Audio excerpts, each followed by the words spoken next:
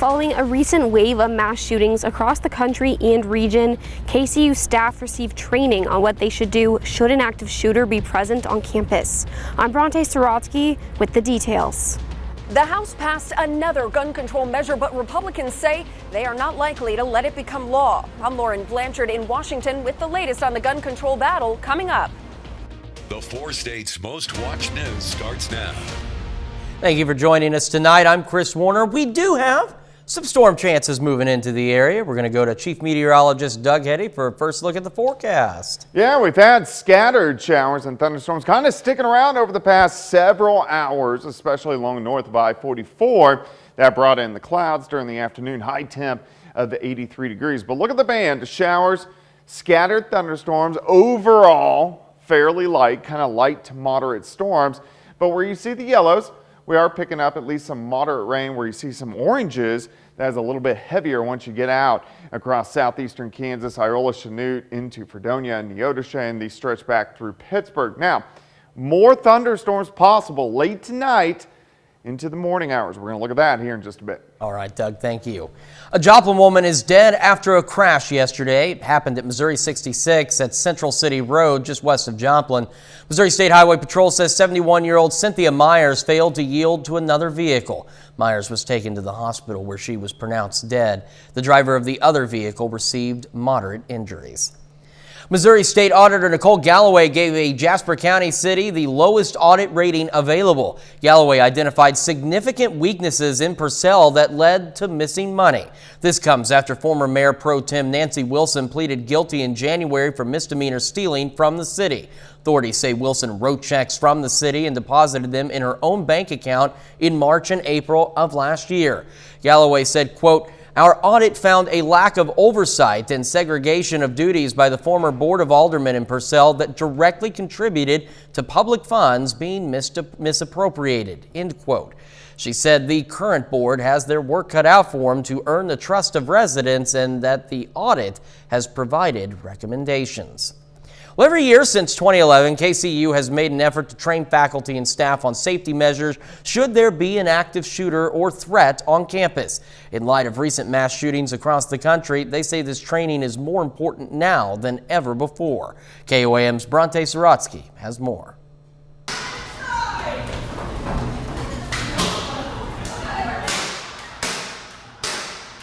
As mass shootings across the country increase, so does the need for training for these types of situations. We're just doing a scenario.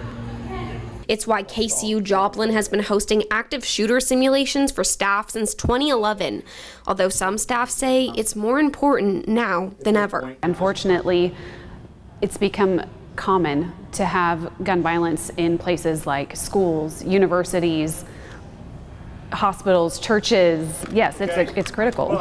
For the simulation, the medical school enlisted the help of Strategos to train their staff in various situations. They even have to, belay under the table because that thing is heavy. It's always important. Shooting events are going to occur. And the more we're trained, the better we can respond to that, the better our situational awareness to what's around us. KCU staff were trained on various ways to disarm a shooter, barricade themselves, and escape when possible. We've got to stay on top of it and just working through it, staying situationally aware, imagining scenarios, not being paranoid. I'm not talking about being paranoid. Paranoid will freeze you, but being trained and be situationally aware and cognitive of your surroundings. One staff member taking part, Jo Ensko, says her military background prepared her for this kind of training. I feel I'm very responsible for every person in this building. That's just part of my role, but I think it also is my background. I really feel that you just don't leave someone behind, and I would make sure everybody in here is protected. Honestly, every adult should have some form of training like this. In Joplin, Bronte Sriracha, KOAM News. The KCU students are next to receive this training, and that will happen in mid-July. Maryland State Police are reporting at least 3 people dead after a shooting at a machine factory in Maryland. Maryland State Trooper was wounded. Authorities say the gunman is no longer a threat to the community, and the investigation is ongoing. The House Select Committee investigating last year's attack on the Capitol begins unveiling the interviews and documents it collected over the past year. Today's primetime hearing featured testimony from those who saw the events unfold. Fox News correspondent Madeline Rivera has more from Washington. After a months-long investigation, the January 6th House Select Committee is laying out its findings. The lies that led to insurrection have put 2.5 centuries of constitutional democracy at risk. January 6th Committee Chairman Betty Thompson says the future of democracy was at stake when thousands stormed the Capitol last year. The 9-person panel unveiled the initial findings of its investigation into that day, which they say shows former President Donald Trump was at the center of a plot to overturn the 2020 election. I made it clear I did not agree with the idea of saying the election was stolen and putting out this stuff. The committee unveiled never-before-seen video. They're trying to breach and get to the Capitol. The hearing also featured witness testimony from Capitol Police Officer Caroline Edwards. I was an American, standing face to face with other Americans, asking myself how many times, many times, how we had gotten here. British filmmaker Nick Quested recalled his experience documenting militia groups who took part in the attack. Thursday's hearing was one of several the committee plans to hold as members connect the dots for the public. Ultimately, Donald Trump, the President of the United States, spurred a mob of domestic enemies of the Constitution to march down the Capitol and subvert American democracy. House Minority Leader Kevin McCarthy says Republicans are aiming to deliver an alternative report on the January 6th riot. In Washington, Madeline Rivera, Fox News.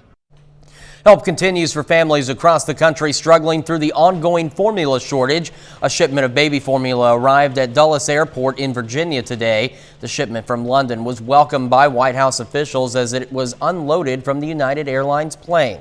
This comes as formula from Germany arriving in Irving, Texas earlier today. The House is moving forward on more gun control measures it says will save lives but will likely never become law. Republicans say the House votes are nothing more than political games ahead of the 2022 midterm elections. Fox News correspondent Lauren Blanchard is in Washington with more on the debate. The bill is passed. For a second day in a row, the House has passed a gun control measure, this time to give federal courts the ability to remove guns from people determined to be a risk to themselves and others through so-called red flag laws, and boost funding for states with similar laws already on the books. We can't have them say, well, it's about this and it's about that. No, it's about guns. And it's about other things too. But we cannot avoid the fact that it's about guns, their availability, at what age, and what condition in terms of the person. But like the bill passed Wednesday, which would raise the age to buy a semi-automatic weapon to 21 and outlaw magazines with more than 15 rounds, this bill is destined for nowhere in the Senate. Republicans say the Democrats' federal extreme risk protection order shouldn't allow the federal government to take guns from citizens without the ability to contest the order. It is crazy that we are considering legislation to bribe the states to take rights away from our fellow Americans. Instead, a group of senators from both parties are working to come up with a framework deal that can get enough votes to pass. It would address mental health and background checks. I think that we can put together a package that will get more than 10 Republican votes. Senate Leader Chuck Schumer says as soon as the bipartisan group gets a passable deal, he will get it on the Senate floor for a vote. In Washington, Lauren Blanchard, Fox News. And we take this time now to honor one of our many four-state heroes. Charles York served in the Navy from 1970 to 1971. A native of Diamond, York was stationed in Vietnam, earning several awards. We're proud to thank Gunner's Mate 3rd Class Charles York, tonight's four-state hero. Well, Doug's up next with a complete look at that forecast, and later, Frontenac head baseball coach Bill Sullivan decides to step away after 24 years leading the Raiders. We'll hear from him on his decision in sports.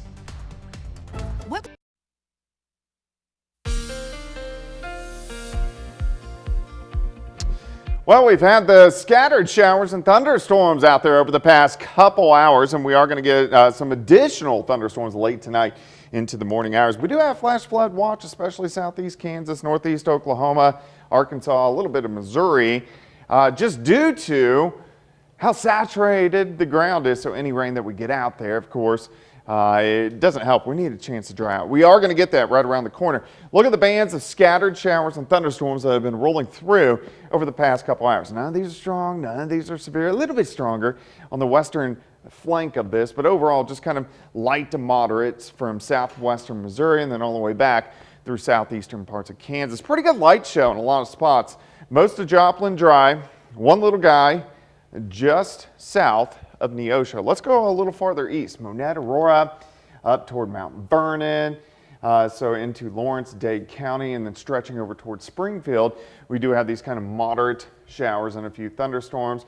Stretch north of Carthage, Jasper, Lamar. Let's go farther west. Here's Pittsburgh, Girard, all the way over toward Erie and Parsons. They start picking up in intensity a little bit stronger once you get south of Erie and then over toward Parsons. And then once you get really just south of Chanute into Wilson County, where you start seeing little oranges, that's where a lot of our lightning is coming from. Again, nothing strong or too strong or severe, but these are going to stick around for the next couple hours. They just keep kind of regenerating. Now, that also plays factor into our storms that we get a little bit later on tonight. We'll get into that shortly. Upper 60s, lower 70s right now, 7th range line. You can see some lightning off toward the north and to the west. This has kind of overworked the atmosphere a little bit, so it's interesting to see what happens behind it. We got one batch in the panhandles of Oklahoma and Texas. I think this is going to slide south of the region. So that's good. But let's go north. This is what interests me. What develops up in here and what kind of slides south into the region late tonight into tomorrow morning? And still, this has got to kind of fall apart fairly quickly for that to happen. So a lot of factors into play, but we still have those chances for thunderstorms in here late tonight into tomorrow. So once we get rid of this over the next couple hours, pretty quiet. Most of the night, we're going to go all the way to 6 a.m. Some of those storms trying to get into our northern counties and then slide south along the state line. So this is going to be morning, 7, 8 o'clock. But these could pack a little bit of a punch. So we're going to have to watch these as they shift through, especially on the Missouri side. But still so many factors to play within if these storms are even going to pop up at all as we go into the overnight hours tonight. So rainfall with these couple batches could get some areas that pick up a decent amount of ½ an inch to an inch. So a lot to watch as we go through the overnight hours tonight. 84 tomorrow, mainly morning storms. The afternoon looks pretty good. 88 Saturday, 92 on Sunday. Look at the heat, look at the humidity kicking in as we go into next week. Once we get through this batch of storms, summer is going to here. really arrive next week. So that's something to look forward to. Doug, thank you.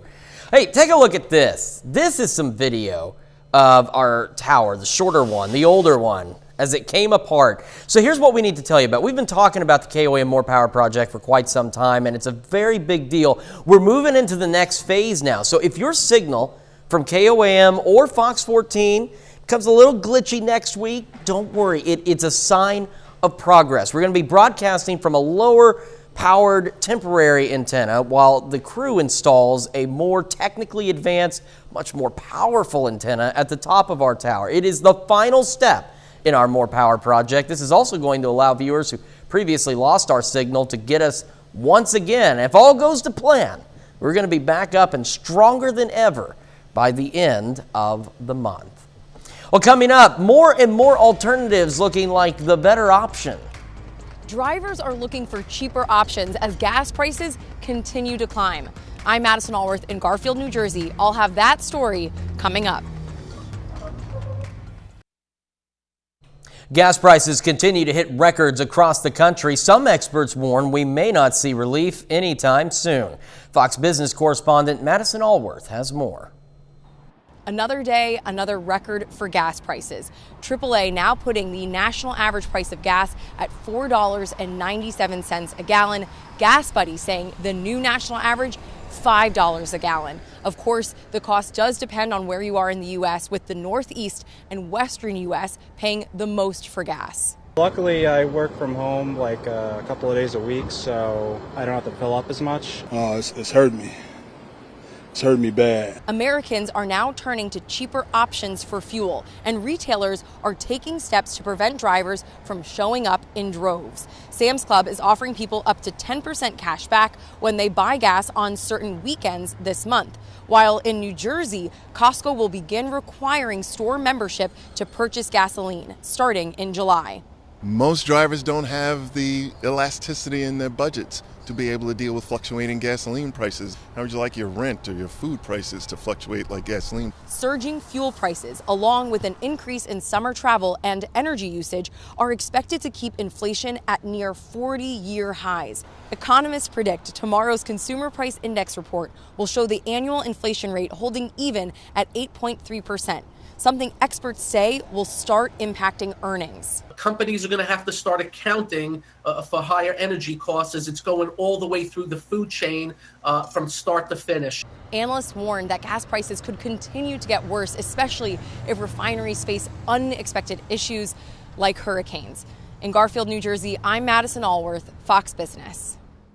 Well, still ahead, some competition to the PGA. A controversial new golf tour tees off with some major names hitting the links. I'm Matt Napolitano. I'll have the details straight ahead. One of the world's largest producers in the Asian hot sauce market is anticipating a major shortage of Sriracha.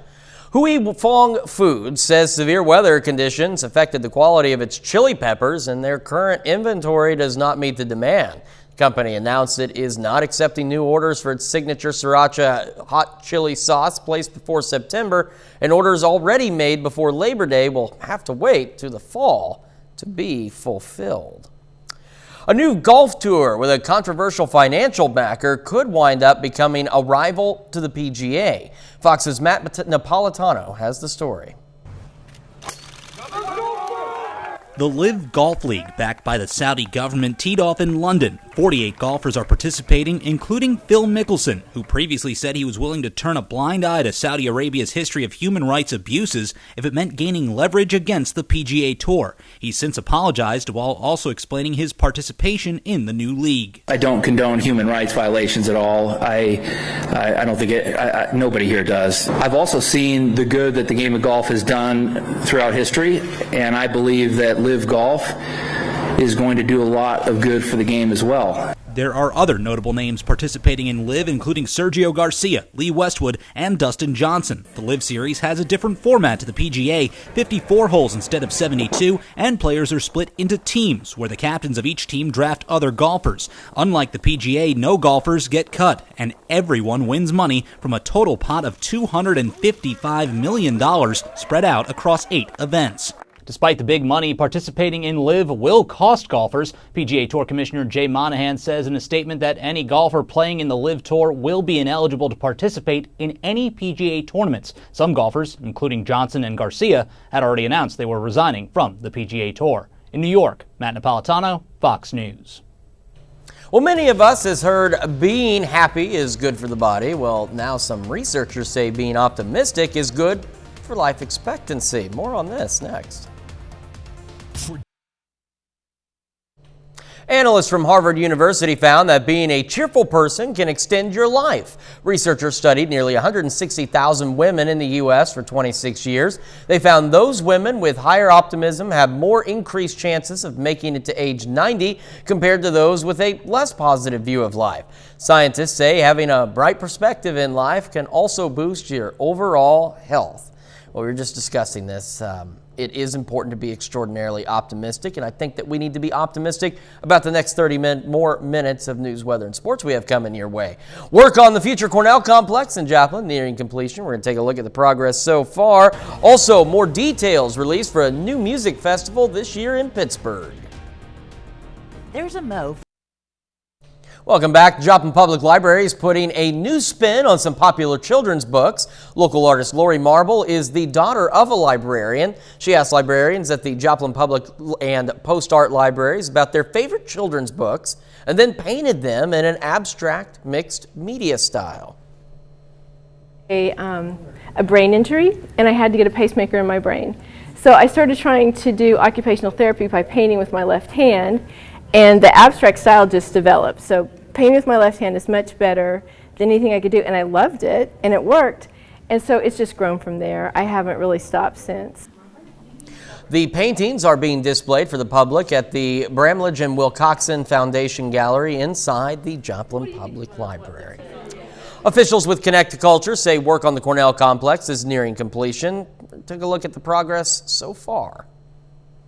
13 years ago, what you're seeing now began as a dream. About a year and a half ago, that dream was turned into reality as ground was broken on the Harry M. Cornell Arts and Entertainment Complex.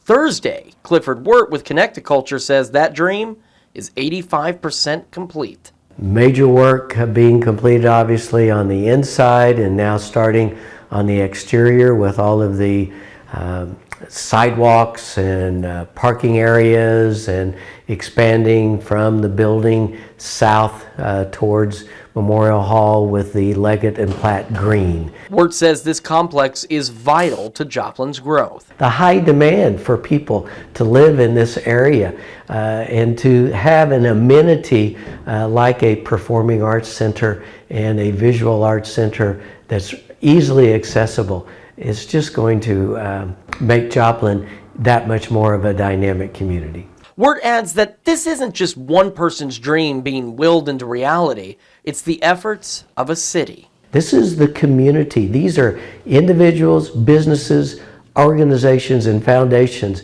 that are investing their private dollars into Joplin's economic future.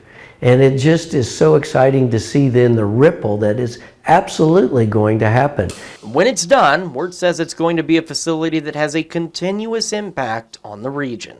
It is a community asset that is going to not only serve the Joplin citizens, but it's going to attract people from across the area to come and enjoy both visual and performing arts, to be able to enjoy the outdoors, to be able to enjoy the indoors.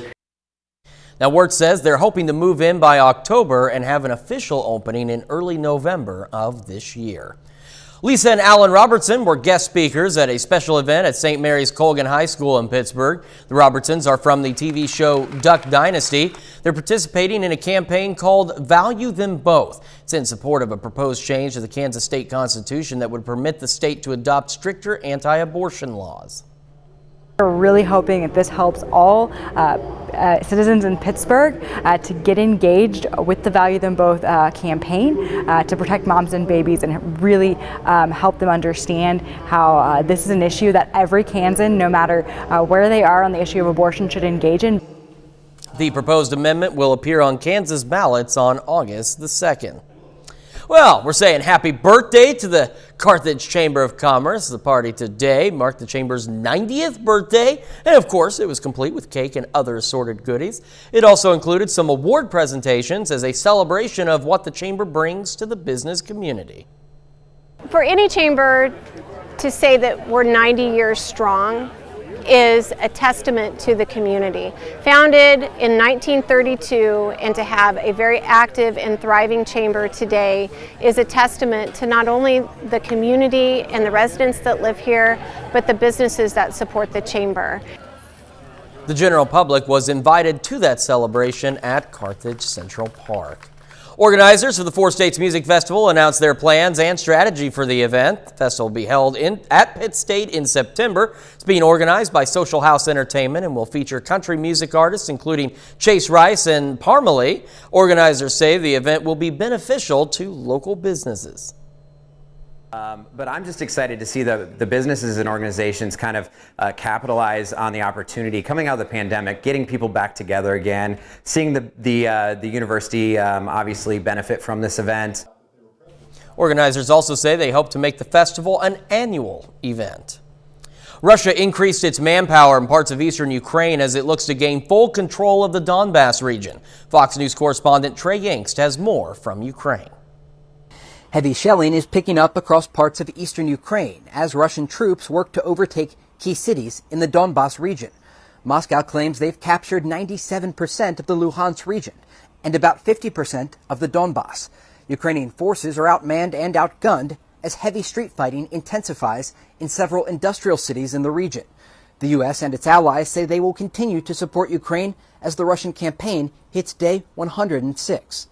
We are working in close coordination with each other to impose consequences and costs on Vladimir Putin and his enablers for their attack on Ukraine's sovereignty. British officials are slamming Moscow after 2 of their citizens were sentenced to death by pro-Russian rebels in the Donetsk region.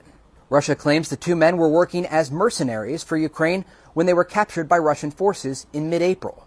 Downing Street condemned the sentence, calling it a political stunt and a direct violation of international law.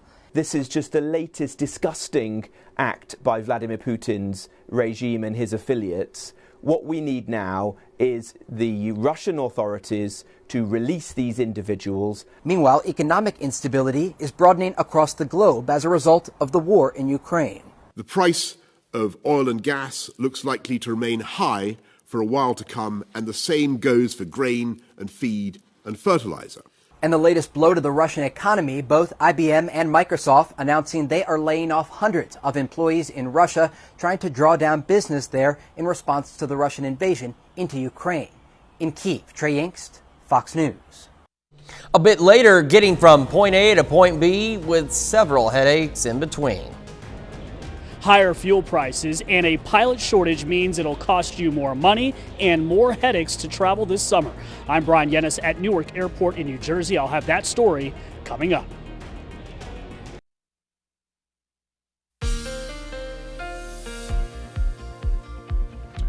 Well, of course, we've had some scattered showers and thunderstorms out there over the past couple hours. Thankfully, nothing too strong, nothing severe, but we are getting a lot of lightning from these storms. We do have flash flood watch in effect. Most of the region, just due to scattered showers and thunderstorms on the ground, is so moist. But look at these moderate to some stronger storms, slowly just kind of propagating right across the region off toward the south and to the east. Now, where you see the yellows, a little bit of orange, that is showing us moderate to a little bit stronger thunderstorms. Now, the overall progression, these have been kind of weakening as these have pushed into the metro over the past couple hours, but you can still see the yellows right across parts of Lawrence, northern parts of Berry, Jasper, and then stretching back through southeastern Kansas. We can zoom in. So these are producing quite a bit of lightning. So if you look outside, you do see the lightning. Jasper County, let's go up I-49. Let's head a little bit farther west, Columbus, over toward Pittsburgh. And these are sinking south and east. And then a lot of lightning with these guys back through Parsons, a little stronger cell just to the south of Fredonia, over toward Independence, Cherryvale, and also Coffeyville. These will continue to push through over about the next hour or two, then weekend. But it's really interesting to see how that is going to affect our atmosphere for later on tonight for more thunderstorms. Lower 70s right now. Looking outside, 7th and range line looks okay across the region. This batch dropping through. Then it gets interesting. What's happening out here? First off, we'll start south. This complex is going to go right through southern Oklahoma into northwestern Arkansas and stay to our south.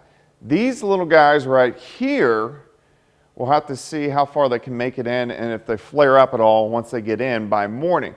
This batch is interesting because it's going to eventually take a turn and head south. But now we got to see this batch that has been on top of us if our atmosphere's fairly stable by morning and if these storms even make it in or if they die out. So really kind of up in the air, but we do have those chances for more storms by morning. I think once this batch gets out, we look pretty good for about 6 or 7 hours. Then late tonight into tomorrow morning, we're looking at 6, 7, 8 a.m. Scattered thunderstorms really popping up on the Missouri side. And some of those could be strong, low-grade severe. You can see working through, but this is not widespread rain by any means. Mainly on the Missouri side through the morning, and then by the time we get into the afternoon, partly sunny skies, and we go into the lower 80s. So this is not a widespread rain. This is probably only going to affect about 40% of us tomorrow, but the area, that 40% could be kind of potent. All right, 84 tomorrow, 88 Saturday, drying out, heating up, humidity kicking in as we go into early next week. Well, that's the thing, though, is summer is finally going to make a return. We've just got to get through these showers and thunderstorms, And then, boy, it's going to be Yeah, toasty. it's been real wet the past 6 weeks. It really has. And I mean, it makes sense with the flood watches. Yeah. Things have been very damp out there. Hopefully we can dry out at some point. That's what we need. Doug, thank you so much. Coming up in sports, a Southeast Kansas high school baseball coach decides to step away from the job after 24 years. Plus, the St. Louis Cardinals aim to avoid the sweep against the Tampa Bay Rays. Jacob Leonard joins us with those highlights and more next. Low prices. Well,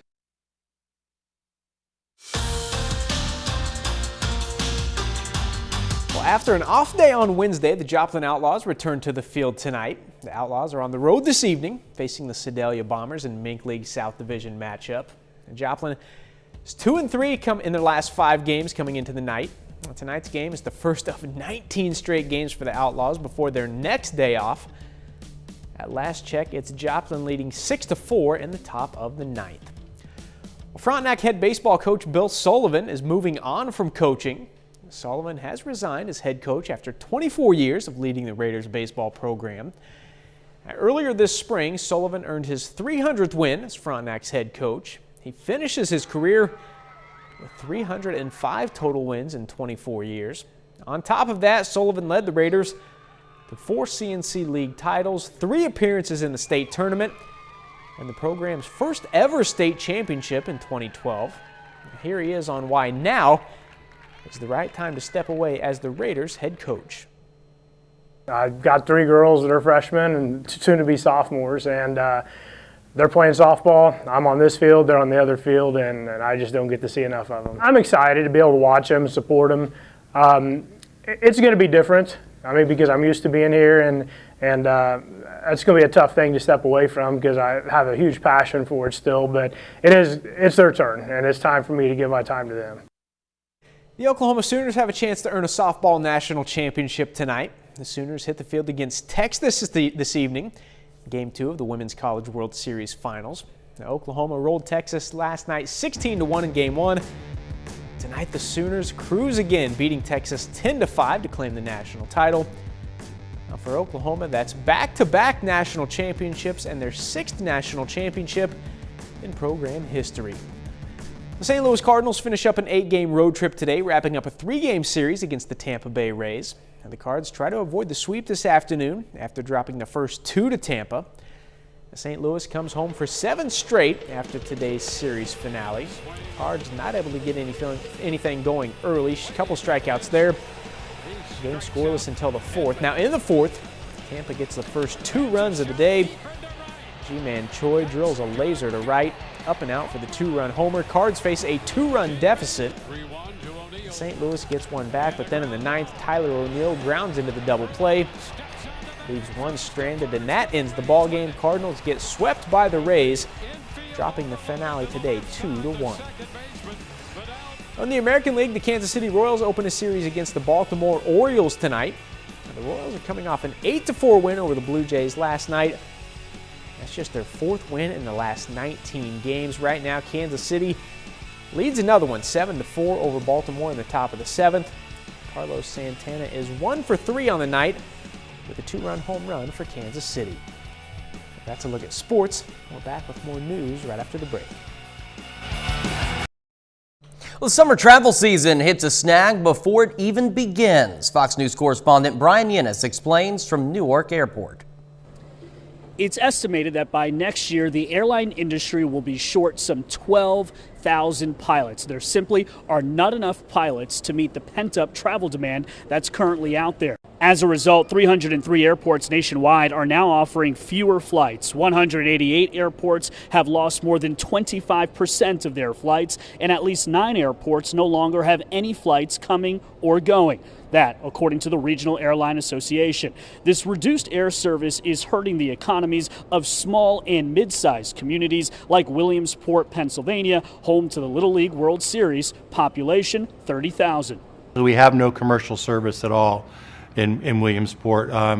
We lost our service in September. The nearest airport is about an hour and 10 minutes away, but they've been impacted also by activities. 43% of scheduled passenger departures nationwide are operated by smaller regional airlines, which have been especially impacted by the pilot shortage and increased gas prices. Republic Airways opened its own flight school called Lift Academy, a specialized commercial pilot training program which promises military-level training. Republic says their training is so good, they've petitioned the FAA to allow their pilots to graduate in half the number of flight hours required of commercial pilots. We know that this problem is going to continue to persist, and what's important is that we actually begin to focus on the solution so that this doesn't get worse, but we actually begin to turn the corner and to grow our pilot cadre across the industry. United Airlines said recently they have grounded 150 of their regional jets, and they say they don't expect things to improve anytime soon over the next few years. At Newark Airport in New Jersey, Brian Yennis, Fox News. Coming up, we're going to preview a new music drama show on Fox starring Trace Adkins.